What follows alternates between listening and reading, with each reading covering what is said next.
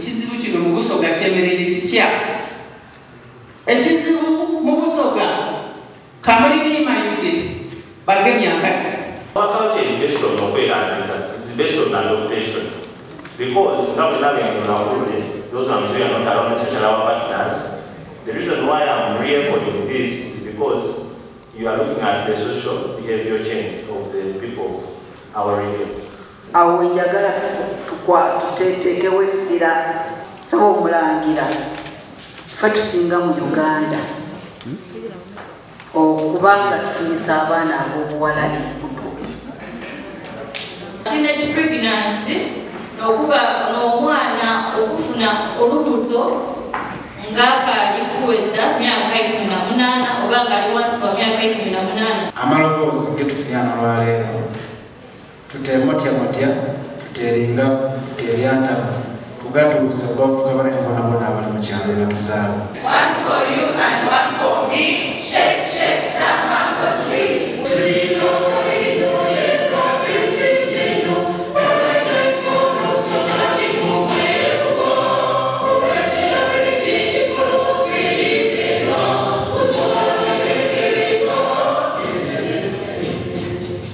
Minisita abatutwala Katikkiro minisita wano naddali wano Abedaya Nanjira Nadiope abantu ba Kyabazinga olona abantu ba Katonda tukusaba olunaku noluwa omukisa okuteesa kuno kuwa omukisa ebituubo bye tunaakubaganyaako biva mu mirama Mperano grafe ebiraga ekizibu kino mu Busoga kyemerere kitya? Ekizibu mu Busoga Kamulini Mayuge bagemye akati. Tubakubira mu ngalo. Abasaadde abafuna sirimu batono ku bakazi abafuna sirimu. I think kiri nti abamusaadde mulala yasobola okusiiga abakazi basatu omulundi kutya. So that oyo tumukozese mukuboneka nti tutegeera amaanyi tugateera abasaadde niki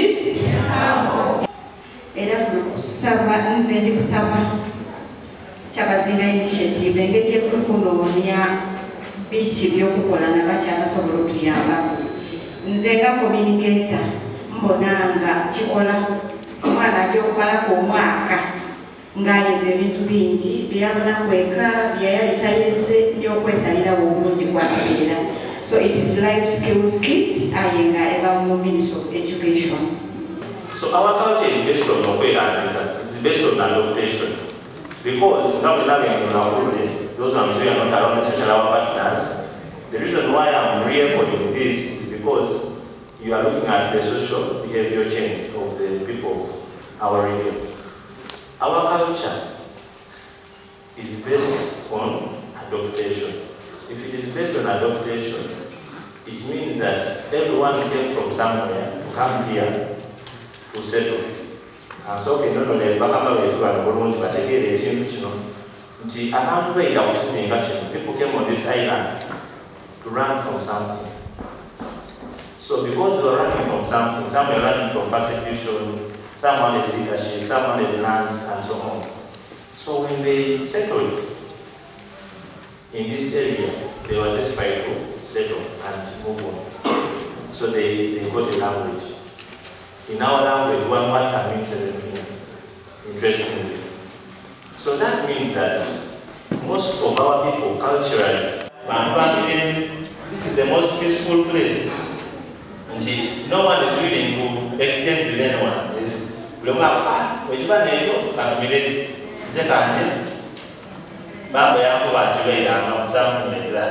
So we have most of these sayings in Mumbai. A little part of the core of us, sometimes we don't try so hard. We are trying to desperate adaptation. If you want to, about any institution or whatever it is. Because we actually adopt. So, Egyptian social behavior changes. It is something that is very important that we not have in a city or abantu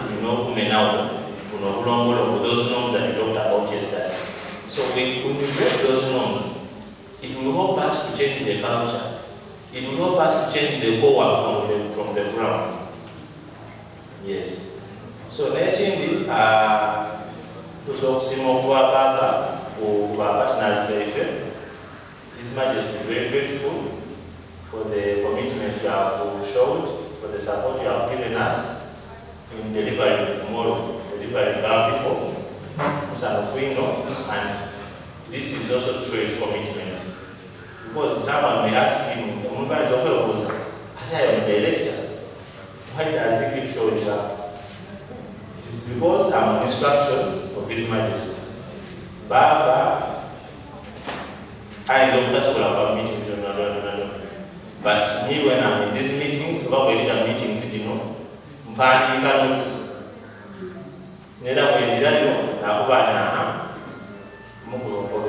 what happened? Then you explain this one they talked about, this was from the people. So, if you do a demolition, the denotinga, and collaboration here, so, no nenda okusima timu yake n'okubasima mwena tibana tukolere walala kubanga niifwe olina ogemaku tusokere fena tulina okolera wala kusooka tinikyabazinga tusooka nifefenafena so tulina okutyama walala kubanga ebitu walala twagezaaku okuyamba abantu baife tusooka okwisanya n'amaanyi. Thank you very much. Ndiye kulembeze tiyaleta kusoga olusoga lwaliwo lukaliwo lwabasoga kale njogera kubanga nimusoga ayini mukristani omwawule afuuse bishop ekindese nekyo kyakukati byakola nobwakyabazinga tuzimbe kanisa eno nobwakyabazinga katonda wabatonda yatonda Adamu Yakobo ati amaze okola atya okutondera mu kitunga kirungi ino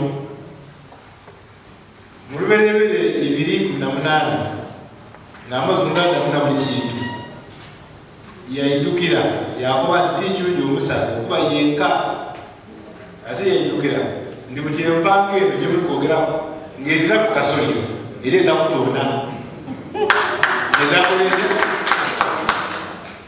omulimu gw'empanga otempa nyine eno ndikubona amabigiro gyo singa mulingira ebizimbwa munakutyo obigeza bikulu kitegeeza nti bino babitamu empango nisementi mukintu nga timufuutefuute nga mugumu bino ebizimbe bimaze emyaka mingi ate nga mwedukira emyaka egyobwakyabuzinga nga butoleebwawo okwidaabiriza ebizimbe bino kwali munafu singa nebinaku binongole bizirawo aye ekikukumya nti kubanga empango omusingi gwali muki gwali mutuufu kale abasana nempango katonda watonda Adamu yakatikyonyi Adamu okuba yenka yamutondera omubeezi so empango etaka oluki akasolya olwebeeno mbaikoze ekya eyibire webazaala abaana